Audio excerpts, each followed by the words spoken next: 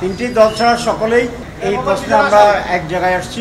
মাঝখানে 15 minute briefing ছিল, পারস্পরিক আলোচনা করে যে জীবনে হোল লাইফ টাইম যে কোনো ব্যক্তি 10 বছর ম্যাক্সিমাম প্রাইম মিনিস্টার হিসেবে দায়িত্ব পালন করতে পারবেন।